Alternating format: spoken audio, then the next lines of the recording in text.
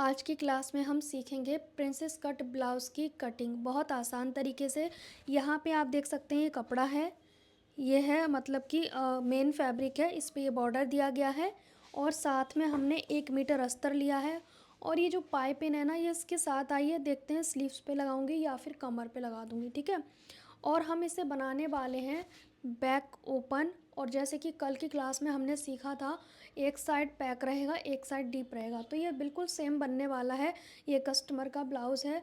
Front में deep रहेगा, princess cut रहेगा, बैक में ओपन रहेगा और इसमें ऊपर की ओर बोट नेक, पैक नेक में ही आता है वही रहेगा, ठीक है।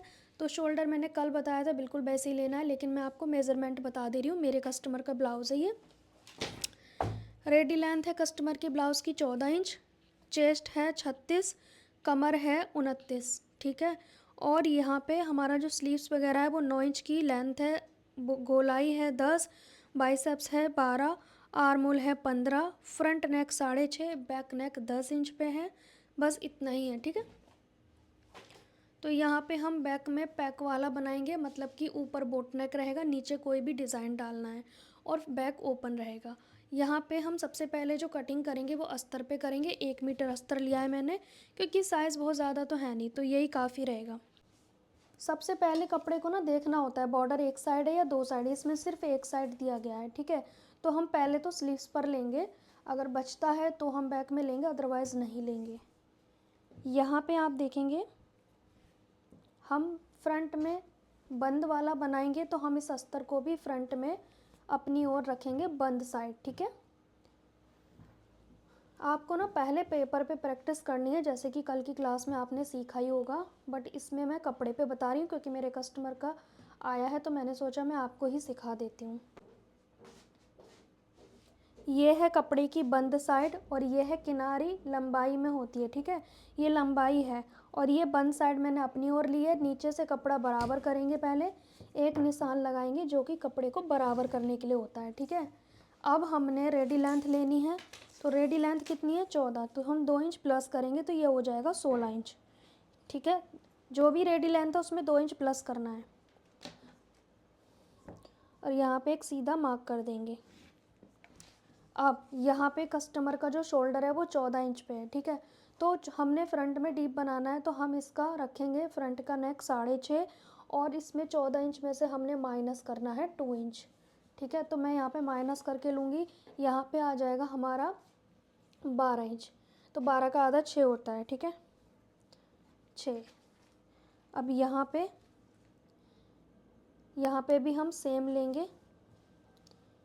आर्म होल हम लेंगे फ़िलहाल 7 इंच पे। अब यहाँ पे चेक करेंगे 6 है ना, यहाँ पे भी, हाँ। चेस्ट का चौथाई भाग लेंगे, तो 36 इंच ले रही हूँ मैं, ठीक है। ये बिना कप्स का बनेगा।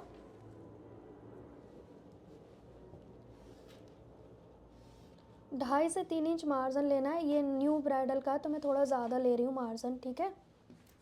अभी उनकी शादी नहीं हुई है, शादी होने वाली है जिसका ये ब्लाउज़ है, तो मुझे मार्जिन इसमें ज़्यादा रखना पड़ेगा।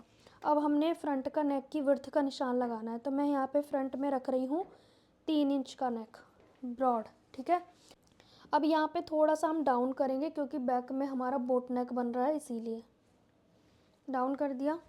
और यहाँ पे कोई भी हमारा नेक का शेप आ जाएगा। अभी हम इस पे नहीं बनाएंगे, बुकरम पे बनाएंगे, ठीक है।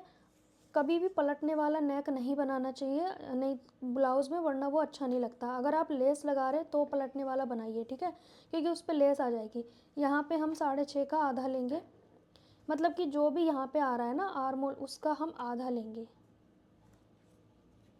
और मैंने यहाँ पे 6 लिया और आर्म होल 7 लिया है, ठीक है। आर्म होल हमारा लेंथ कम ज़्यादा हो सकती है अगर हमारा राउंड कंप्लीट नहीं आया तो। फ़िलहाल हमने सेंटर मार्क किया, यहाँ से लेंगे 1 इंच। अब हम कर देंगे गोलाई। ये हमारा हो गया आर्म होल की गोलाई, ठीक है। अब यहाँ पे कस्टमर का जो आर्म होल है वो 15 है। 15 का आधा होता है 7.5, ठीक है। तो 7.5 तो हमारा होना चाहिए रेडी।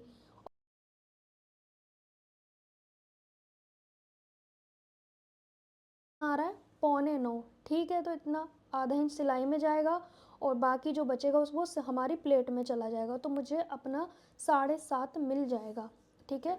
आधा इंच यहाँ सिलाई में चला जाएगा, फिर उसके बाद इस तरह से ठीक है, मुझे 7.5 रेडी चाहिए, तो यहाँ पे 1.25 इंच एक्स्ट्रा है, तो आधे इंच इसमें चला जाएगा, 1.25 इंच की हमारी प्लेट डल जाएगी। बस हमारा ना कम बैठा है ना ज़्यादा। अगर आपका ये कम ज़्यादा बैठे तो अगर आपका आर्मोल छोटा आ रहा है तो नीचे चले जाएं चेस्ट लाइन को, अगर आपका आर्मोल बड़ा आ रहा है तो ऊपर चले जाएं। लेकिन ध्यान रहे प्लेट का भी एक्स्ट्रा लेना है और इसका भी लेना है, ठीक है। उसके बावजूद भी कम ज़्यादा है तो इसे पहले सही करें, उसके बाद आगे की ड्राफ्टिंग करनी है आपको, ठीक है। अब फिर से देखेंगे पास से। कस्टमर का जो वर्स्ट पॉइंट है वो 10 इंच पे है। कितने इंच पे? 10 इंच पे।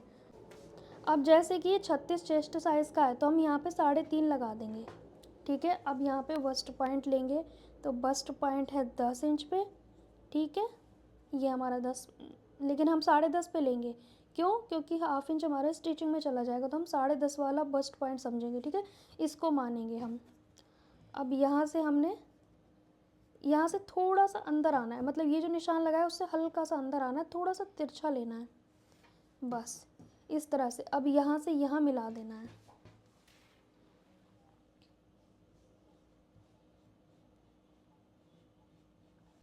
ये हो गया। अब कमर कितनी है कस्टमर की? कमर है 29 इंच, तो 29 का चौथाई भाग होगा 7.25। तो यहाँ पे हम 7.25 पे एक निशान लगा देंगे। फिर ये जो गैपिंग आ रही है वो हमारी प्लेट की चौड़ाई हमें मिल गई, ठीक है। ये हमें मिली है 1.5 और 1.25 के बीच में, उतना ही हम यहाँ पे रख देंगे, ठीक है। 1 इंच यहाँ पे आ गया हमारा सीधा। उसके बाद यहाँ पे ये जो हमारा बस्ट पॉइंट है यहाँ मिला देंगे ऐसे करके। अब इसका ना कोना नहीं बनने देना है, तो हम ऐसे हल्की सी गोलाई लेते हुए आएंगे। पतले हैं तो ये पतली ही आएगी प्लेट, बहुत मोटे हैं उसके हिसाब से आएगी जो इसका और इसका डिस्टेंस होगा, ठीक है। अब यहाँ पे हमारा फ्रंट में कोई भी नेक आ सकता है, आपकी मर्जी है जो भी आपको बनाना है, गोल, पान, वी, जो भी बनाना है। लेकिन अगर आपने ये स्ट्रेट वाला बी बनाया, ठीक है, तो आपको ये कम नहीं करना है, क्योंकि स्ट्रेट बी में हमें थोड़ा सा ही ज़्यादा लेना पड़ता है, वरना वो खिंचेगा। पर स्ट्रेट बी नहीं चाहिए इसको, ठीक है, कस्टमर को। आर्मोल का शेप लगाने के लिए यहाँ पे जाएंगे और इस तरह से, या फिर आप 1.5 इंच पे बाहर जाके भी कर सकते हो। ये मैं क्यों कर रही हूँ? क्योंकि बैक में खिंचाव ना आए। लेकिन हमें अभी इसमें नहीं लगाना है, क्योंकि हमें बैक का पार्ट जो है वो अलग कट करना है, क्योंकि उसका तीरा जो है वो हमें ज़्यादा लेना पड़ेगा। बैक में डीप नहीं है, बोट नेक विद डिज़ाइन है, तो हमने बोट नेक के हिसाब से ही बैक पार्ट का शोल्डर, तीरा जो बोलते हैं, वो लेना है। तो हम इसमें बैक पार्ट के आर्मोल की गुलाई नहीं करेंगे। अब इस वाले पॉइंट से हम 2 इंच की दूरी पे ऐसे निशान लगाएंगे। अब यहाँ पे हमारी ना ये प्लेट जैसे डलती है ना सादा ब्लाउज में, वैसे ही हमने प्लेट डालनी है।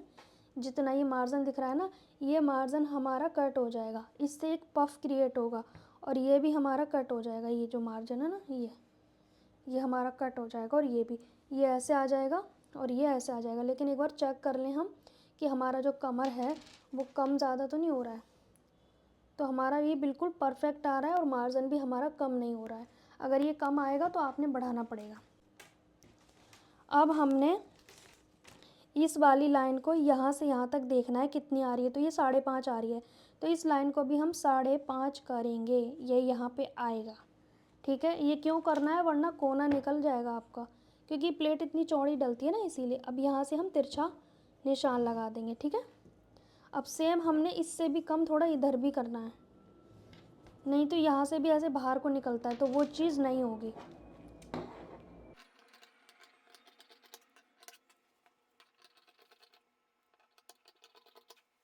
मेरी कैंची थोड़ी धार के लिए हो रही है, इसलिए थोड़ा। बैक पार्ट के लिए हमने अपनी ओर ओपन साइड रखी है, ठीक है।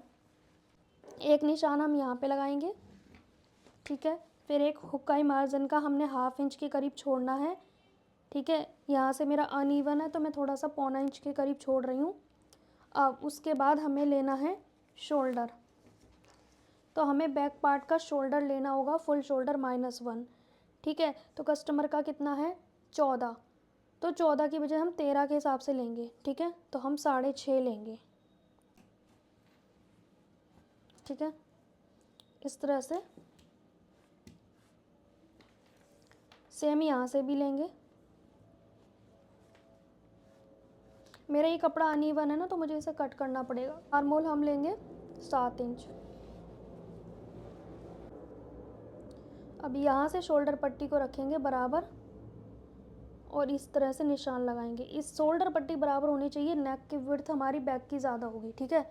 इससे कोई फ़र्क नहीं पड़ेगा क्योंकि शोल्डर हमारा फ्रंट का, आपका क्वेश्चन होगा कि फ्रंट का तो आपने कम लिया है शोल्डर, बैक का ज़्यादा, तो ये पट्टी जॉइंट करने में प्रॉब्लम आएगी।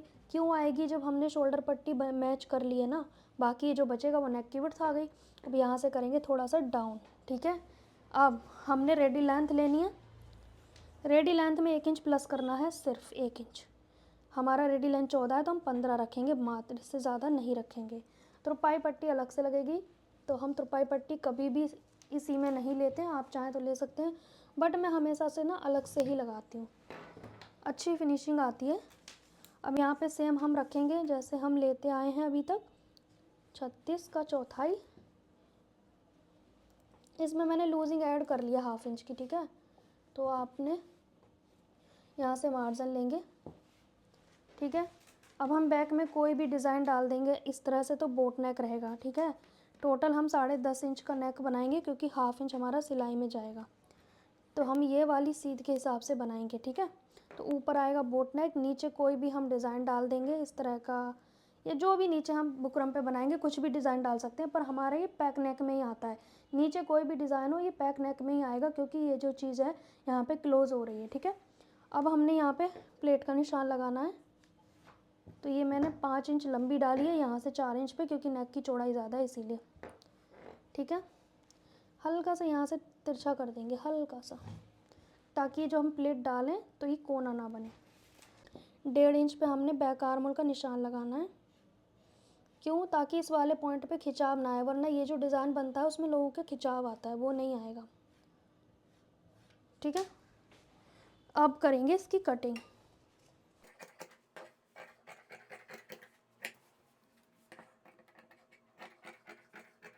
एक बार इसका आर्म होल मेज़र कर लेते हैं, ठीक है, कितना आ रहा है।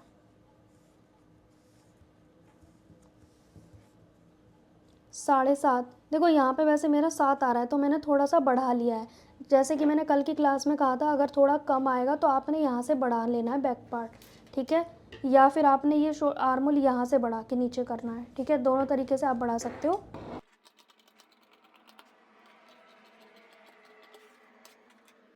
अब हमने ये बैक और फ्रंट हो गए, अब हमने बाजू की कटिंग करनी है, तो बाजू के लिए हमने कपड़ा 4 फोल्ड में रखना है अस्तर को। तो यहाँ पे मुझे मार्जिन रखने बोला है कस्टमर का, तो फिर मैं थोड़ा सा मार्जिन ज़्यादा ही रखूँगी, बिकॉज़ मोटे पतले होते रहते हैं नए नए कस्टमर, तो है ना, जो न्यूली मैरिड होते हैं वो मोटे पतले हो ही जाते हैं, तो उनके लिए मार्जिन लेना पड़ेगा। अनइवन है तो यहाँ से बिल्कुल स्ट्रेट करेंगे कपड़े को। रेडी लेंथ कितनी है? 9 इंच की बाजू बनेगी तो हम 10 इंच लेंगे, 1/2 इंच इस साइड पलटने का, 1/2 इंच इस साइड, टोटल हमने 10 इंच की लंबाई ली है। 3 इंच पे डाउन करेंगे, इससे ज़्यादा नहीं करेंगे, बिकॉज फिर आपके हाथ ऊपर नहीं होंगे, नीचे ही रह जाएंगे। यहाँ पे लेंगे हम बाइसेप्स का आधा, तो 6.5 है बाइसेप्स। यहाँ पे गोलाई का आधा लेंगे 10 इंच, तो 5 पे लगाएंगे और इन दोनों निशान को मैच करेंगे और मार्जिन लेंगे, ठीक है। मार्जिन में थोड़ा ज़्यादा रख रही हूँ। अब यहाँ से हमने लगाना है गोलाई, तो यहाँ से 2.5 इंच और यहाँ पे दोनों के बीच में, ये होगी हमारी गोलाई, ठीक है।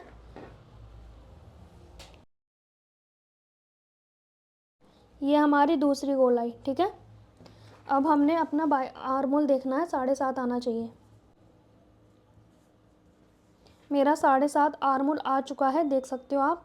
इसी तरीके से जैसे हमने ना, कभी भी आपकी बाजू जोड़ने में प्रॉब्लम नहीं आएगी। ये आर्म होल भी हमारा 7.5 हो जाएगा ये सिलने के बाद, और ये भी हमारा आर्म होल 7.5 है, तो छोटा बड़ा होने का क्या चांस है? कोई चांस नहीं है। इसलिए मैं कहती हूँ मेरी वीडियो थोड़ा डिटेल में देखा करो। अब ये मार्जिन हमने ले लिया, यहाँ पे थोड़ा सा अस्तर का जॉइंट आएगा, ठीक है।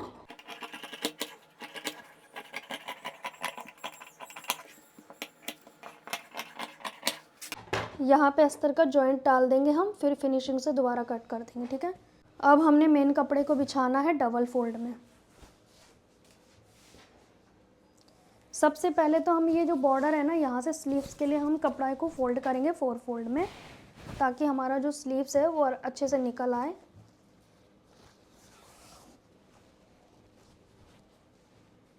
अब इस बॉर्डर के हिसाब से ही हमने स्लीव्स निकालने हैं। 4 फोल्ड में मैंने रख लिया, ठीक है। अब देखो स्लीव्स के बाद इसमें थोड़ा सा ही बच रहा है, तो बैक पार्ट में तो आने वाला है नहीं। यहाँ पे ध्यान से देखेंगे, कपड़े को 4 फोल्ड में रखा, पहले बाजू की कटिंग करनी होती है। अब इसमें कपड़ा काफ़ी है तो मुझे ये देखने की ज़रूरत नहीं है कि कपड़ा कम तो नहीं है। ये देखो बॉर्डर के 1/2 इंच एक्स्ट्रा होना चाहिए प्लेन कपड़ा, तो हमें बस ऐसे ही रख के और 1 इंच एक्स्ट्रा मार्जिन लेते हुए कट करना है। बंद वाली साइड से रखा है मैंने।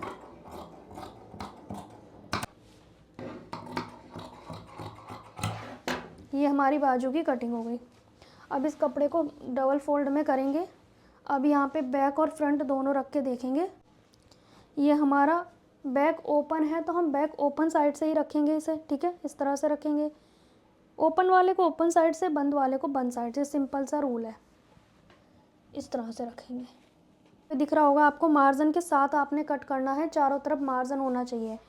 यहाँ भी मार्जिन लिया है मैंने और साइड से भी मार्जिन के साथ आपने कट करना है। मेरे साइड ये ओपन है और वो बंद है, ठीक है। ये हो गया हमारा बैक पार्ट। अब ये हो जाएगा हमारा फ्रंट।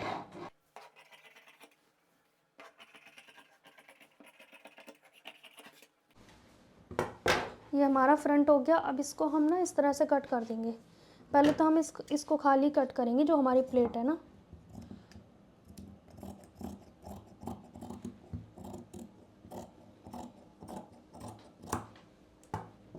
ठीक है, एक बार मैं इसकी प्लेट को कट कर दूं पहले।